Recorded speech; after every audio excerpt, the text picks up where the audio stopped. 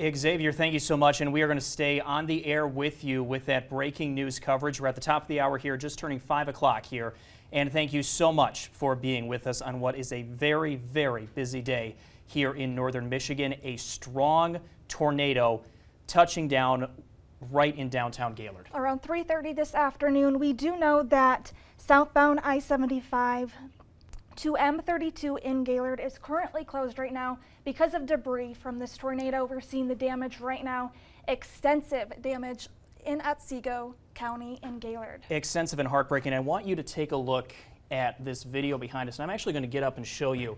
Take a look right here. This is, and we're going to kind of loop this. This, Tom, correct me if I'm wrong, but this is the funnel you can see forming right now.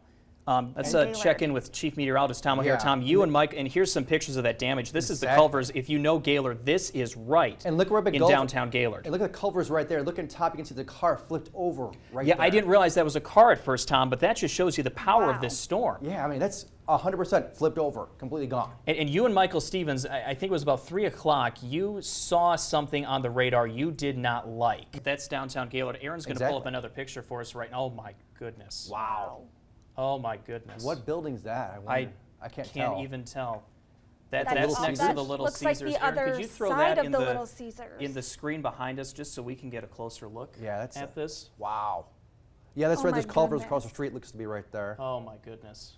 And we should note with this damage, one of the main exits. I do not remember the name of the exit or the number off the top of my head, but one of the main exits off I-75, Andrew, if you could pull that up, is closed right now just because of debris.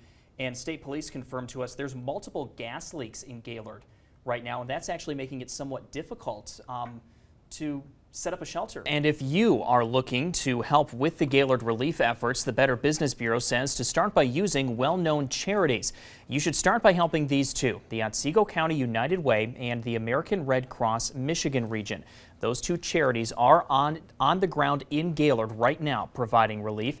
And with many crowdfunding campaigns already popping up, the Better Business Bureau has these tips before you hand over money. Make sure you give to people and organizations you know. Also, make sure you review the crowdfunding site before giving.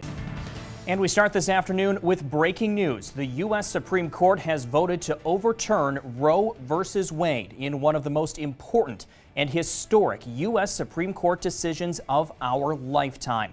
You are looking live outside the U.S. Supreme Court in Washington, where some are celebrating today's decisions and others are protesting against them. This ruling upends a half-century of law.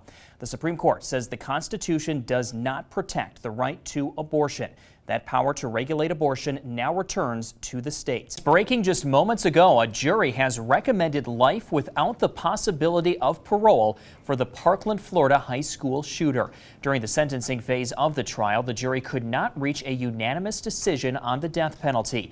You'll remember back on Valentine's Day in 2018 at Marjory Stoneman Douglas High School, 17 people were killed when the admitted shooter opened fire inside the school. The shooter pleaded guilty to 17 counts of murder and 17 counts of attempted murder a year ago.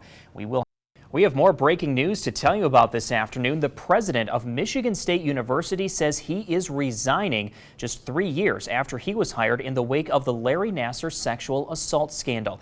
Samuel Stanley says he has lost confidence in the school's governing board and can no longer serve. Stanley has been under fire by some trustees over the departure of a business school dean. We will have much more on his resignation when you join us tonight at 5. We're going to zoom in right now on the 9 and 10 viewing area, and I want you to keep your eye on these 3 counties in northwest Michigan: Leelanau, Benzie, and Grand Traverse County. You can see last night all 3 counties swung for the Democratic side of the ticket. That was Governor Gretchen Whitmer.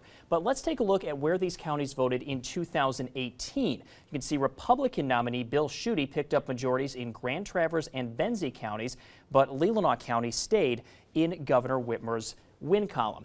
Let's take a look now at the race to be Michigan's Secretary of State. Again, all 3 counties, Leelanau, Benzie, Grand Traverse County, are in Jocelyn Benson's win column. But if we look back at 2018, Jocelyn Benson again carried just Leelanau County, with Republican nominee Mary Lang picking up wins in Grand Traverse and Benzie County. Take a look now at what we can expect to see in the coming days across the UK as they mourn the death of Queen Elizabeth. A plan known as Operation London Bridge is now underway. The day Queen Elizabeth passed is known as D-Day. That's when the government plans for the aftermath of her death. D-Day was pushed to today due to the late announcement of her death on Thursday. The next day, the Ascension Council meets at St. James Palace to officially acknowledge the Queen's passing and proclaim Charles the new king. King Charles III then meets with Prime Minister Liz Truss and her cabinet members. Day 3 is when the Queen's casket is expected to be brought to the palace in Edinburgh. Xavier, good afternoon to you. Safe to say it was a stunned courtroom as the judge read those verdicts just a couple of hours ago. There were audible gasps from family members who had gathered to hear this verdict read. Daniel Harris's verdict was read first. He was facing the most charges of any of the 4 men who were on trial.